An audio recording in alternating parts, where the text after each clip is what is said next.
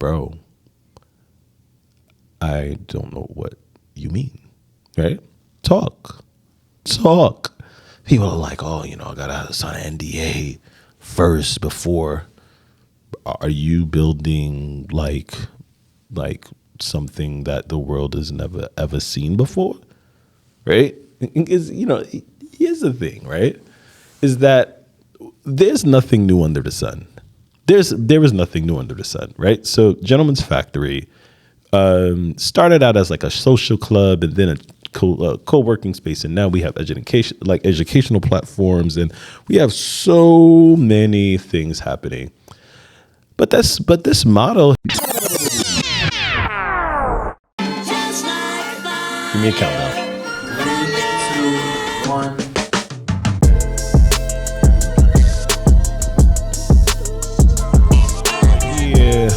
Founder and CEO, Gentleman's Factory, and this is episode 5 of my entrepreneurship journey.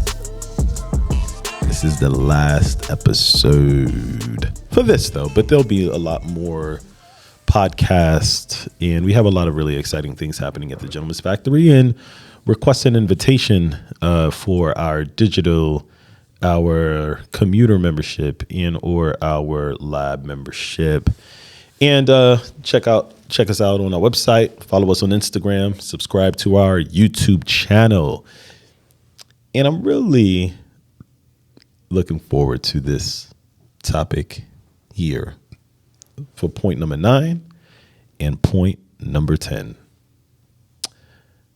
All right, point number 9. This is fun. Build a solid team. Is it? Build a solid team. You are only as good as your team. That's it. And you could be stellar. You could be amazing. You could be phenomenal. But if you do not have a team around you that could help facilitate your ideas and turn it into something tangible, then you will not grow. Yeah, I want to give a shout out to my team. I got an amazing team. And remember when we were looking to open up our new location, right? So in downtown Brooklyn, keep in mind. So I signed the papers to open up in December, like the end of December, like December 30th. And our space, it was by, the MTA, the trains had it, right? So, the MTA, the Metropolitan Transportation Authority in New York City, had the space. So it had no jazz. It was really corny. It was a city office, right? No shade to city office folks, but they don't have interior designers that are looking to see how can they foster good, like a good environment. They didn't care. They had cubicles from 1974. But anyway, so then I hired a chair of the transition, a young lady by the name of Jen Small, who's absolutely fantastic. Black woman. Listen, if any corporation, any business wants their business to get to the next level, you need Black women. Black women are executors. Black women are trailblazers. Black women are innovators. Black women tear doors down. Black women are geniuses. Compensate them well too. Compensate them more than men, please. And so I brought Jen Small back, onto the team, and then Jen, hired the interior designer, a woman by the name of Chanel Brandon, and for those who've been to the Gentleman's Factory Innovation Lab, I don't think there's any space in all of Earth like it, right? Due to Chanel, who's our interior designer, that really took it to the next level. But I'm saying all of that to say that I had a vision in my head, and I was able to, create a team to help facilitate that, right? And again, you are only as good as your team is. And Chanel and Adelphine and Juan Perez and Diedrich and everyone. I mean, just the whole team is just absolutely amazing. Greg, the producer of the podcast, you name it, we got it, right? We're brilliant. We got the Avengers here at Gentleman's Factory. But now here's the thing too, though, right? So it's that a lot of times entrepreneurs were working in silos, and not only do we have good teams, but we don't even like want to tell people what we're working on. I remember when I saw someone that I grew up with, and I saw him somewhere, like I think it was at Target. And I was like, yo, man, like, what's good, bro? How are you, man? And this was literally how the conversation went. I said, yo, man, like, what's good? How you doing? He was like, yo, man, you know what I'm saying? Doing my thing. You feel me? I was like, yeah, man. So what are you up to? He's like, yo, you know what I'm saying? I'm killing out here. You know what I'm saying? You feel me? You know what I'm saying? I'm working on something crazy, yo, man. You know what I'm saying? But, I can't really talk about it because, you know what I'm saying? You know what I mean? Yo, I'm doing my thing. I say, yo, bro, I have no idea what you said, son. Right? I have no idea what you said. But he was like, yo, man, I'm saying, just, yo, man. You gonna see, though. You gonna see. Then I said, bro, I don't know what you mean, right? Talk. People are like, oh, I gotta sign an NDA first before. Are you building like something that the world has never ever seen before, right? Because here's the thing, right? Is that there's nothing new under the sun. There is nothing new under the sun, right? So Gentleman's Factory started out as like a social club and then a co-working space, and now we have educational platforms, and we have so many things happening. But this model has been around for like hundreds of years, right? But it's the execution. And we have a specific niche, but it's our execution. And, we have a secret sauce that I'm not going to tell anyone here, right? That makes us special and differentiates ourselves from the market. But we can have all of these things, but it's the execution. Like 2 days ago, someone sent me their business plan, and it was like 150 pages. And then I called her and I said, "Yeah, listen, right? Thank you for sending this over. I ain't reading it." You know what I mean? Like, no one is reading 150 pages. How are you gonna execute that, right? How are you gonna execute that, right? But in that though, it's good to share your ideas. Just don't share 150 pages, but it's good to talk to people, right? And I heard a Pastor Michael Waldron from First Corinthian Baptist Church in Harlem. He says, "Never whisper your dreams. Shout it out loud and let the universe adjust." And I'll say it again. Never whisper your dreams. Shout it out loud and let the universe adjust. So what he means by that is that it's important that people know what you're up to. People know what you're doing, right? And one of the reasons why I started Gentleman's Factory was because we just couldn't stop. Because like our community grow in isolation. And what happens in isolation is that you tend to think like you're in a silo. And 2 days ago, I was speaking with someone, a brilliant brother, but then he was just talking to me about his business, but he didn't want any feedback, right? Like he was just like, thought that what he created was the greatest thing ever.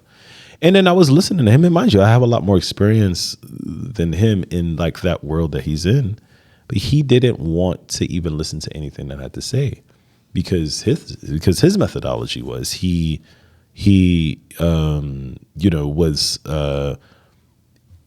in silo building this thing, and now he's going to present it out into the world without getting any kind of feedback from key stakeholders in the field or doing his research, right? So that's just an example of, sharing your ideas with others, talking to people, talking.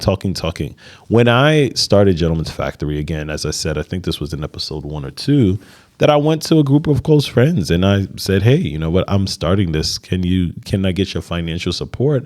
But in addition to their financial support, they were all experts in the field that I was trying to get into. One, it was an attorney. The other one was an educator. The other one built communities, right? Some of them are a part of Greek life. I'm not Greek. I was never cool enough to be Greek. Now I'm playing. I went to CUNY, right? City University of New York. And then they didn't really have a Greek life in CUNY. And also graduate school, I went to the new school, Parsons School of Design. And, I don't, I think I was probably the only black person in the school. No, I'm playing. There was like 5 of us, right? But the alphas wasn't there or the sigmas or anything. So I think, and I'll leave it at that. But some of my friends are Greek, right? So I needed to understand for them what that world looked like. And of course, they didn't give me their secrets, etc. You know what I'm saying? So, but, so saying all of that to say that, I really wanted to just get a better understanding from different vantage points of what the Black experiences were and are. And I kind of do that just by myself, right? So I needed to build a team and to have people to share my ideas with, to spitball with, right? Right. So again, never whisper your dreams, shout it out loud and let the universe adjust. And going back to tip number 9 is to build a solid team and share your ideas with others. Tip number 10. This is our last tip for this series. I hope you all learned a lot. I hope you all were inspired. I hope you all got a better understanding of me. And I hope you all really, took down some notes. And I hope you all, when you see me in the streets, smile and say hello. But let me tell you what these tips are. And we'll just recap briefly, right? Briefly. So just to do a brief recap. So tip number 1, do you remember what tip number 1 was, huh? I'll tell you. So tip number 1 was have a spouse that will give you space and time to mess up, make mistakes, and to figure things out. And again, these are tips for you launching into full-time entrepreneurship, right? Tip number 2, have a circle of friends and supporters you can call when your account is negative and you need a cash infusion. I told you a lot about how my accounts was negative and I was financially compromised for a couple of years, right? But check my account now, though. What's that? Right?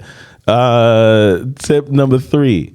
Get yourself a therapist. You need a professional to help you navigate your thoughts and challenges and warfare in your head. Yes. Tip number 4, dream big, but have one eye on the future and your other eye on the next step. Tip number 5, develop a close relationship with the Lord.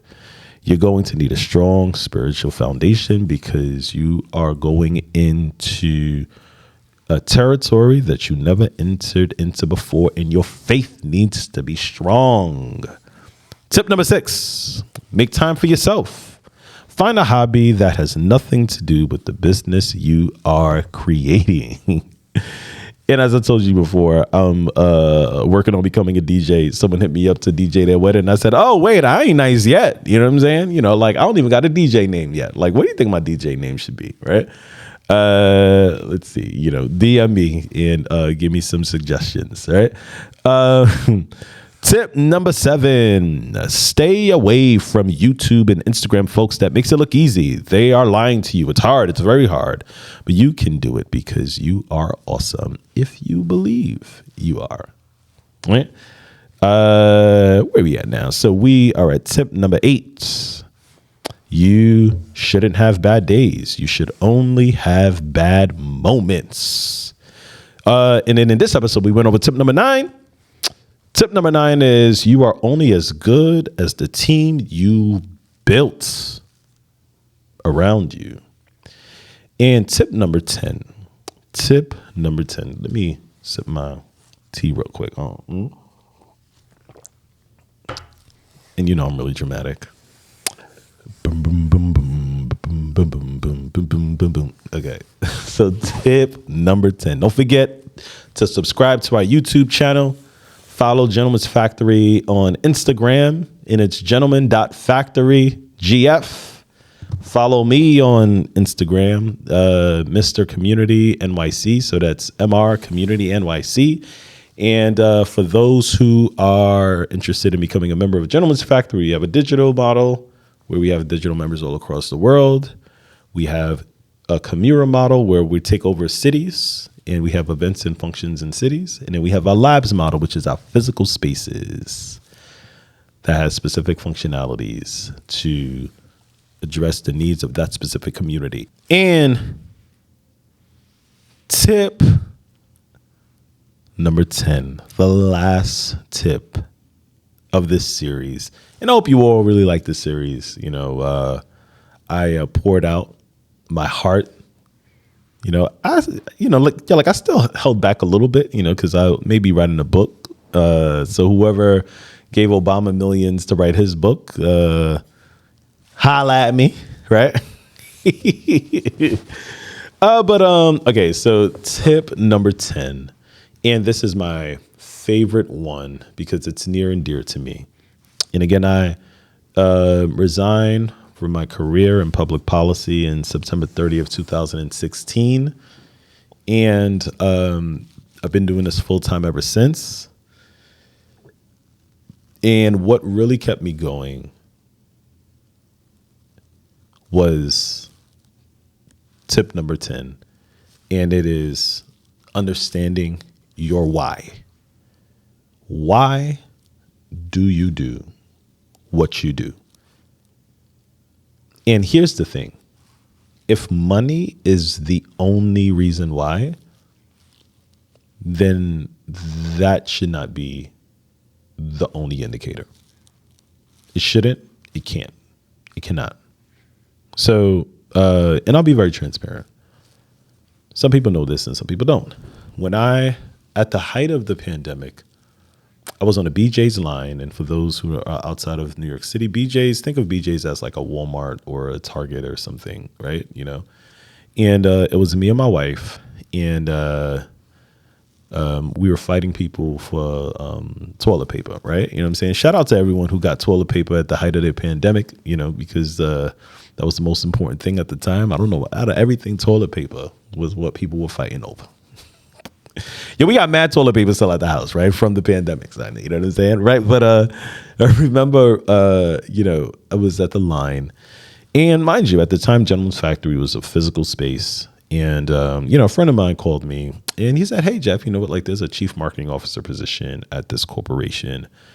And, it's yours if you want it. I didn't even have to interview." And it was $350,000 annually. And I thought about it for maybe like 10 seconds. I took a deep breath and I told him no. I said, "I'm not interested at all." And I doubled down and I said, "I'm going to stick this through and I'm going to figure it out." And executive recruiters are constantly reaching out. I don't know, like if I have something on my LinkedIn or something that's like, like a tab or something like that or whatever, but I'm constantly getting, "Hey, like you should be open." And these are pretty big, fancy, smancy jobs that's paying me a whole lot more than I'm making now. Right? Well, maybe not, but say no, because I understand the why and the vision. And whatever it is that you're building, you need to understand, why is it that you do it? Why? Why are you doing it? And I truly believe that everybody has something in them that God has placed in them that the world needs to see. The world needs to experience. The world needs to, you have to manifest it out. There's so many people who are just so brilliant, sitting at a cubicle or just wasting their life away. Or they're just planning and planning and planning, have a 185-page business plan. So focused on, the LLC, it has to be perfect before they even start. Just start. And as you start, feel free to mess up. Feel free to just figure things out. Feel free to just get better and better and better. But as you're getting better and better and better, know what your North Star is. And never confuse movement with progress. Because you could just be going in circles, but you're tired, but you're not going anywhere, right? So I just encourage everyone to be very focused in the mission. You define what the mission is, right? You know where you're going. God has placed something in you, and that's why you're doing it. So now drive it. Drive it. You got this. Build a team, build a community, join the Jones Factory. You know, no, but build a community around you in your vision and your purpose. And you need to always carry the vision and to understand why you are doing this. I envision a world where particularly Black people, Black men and women can just be. And when I say can be, just be. And being the best version of themselves without having to be judged by, oh, wait, you Black? Oh, nah, son. Right? No. It's like, be the best version of yourself. And mess up and come back. Because oftentimes when we mess up, it's a wrap. Because our mistakes are written in pen, while some other demographics, their mistakes is written in pencil. So that's my spiel. I hope you all learn from my journey, from why I do this, why I'm so passionate about this, and why I always have a genuine smile on my face, regardless of what's happening around me.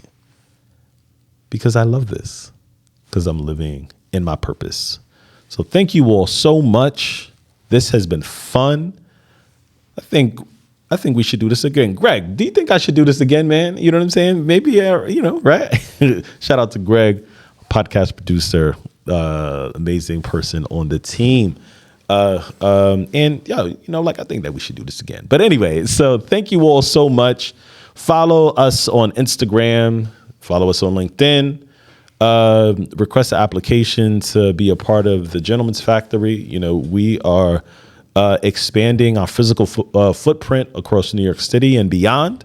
And we're just getting started. So I love you all. God bless you. Share this. Listen to this again. Repost this on all of your outlets and reach out to me, and let's change the world together. Let's build, right? Peace. God bless you all. It's a wrap.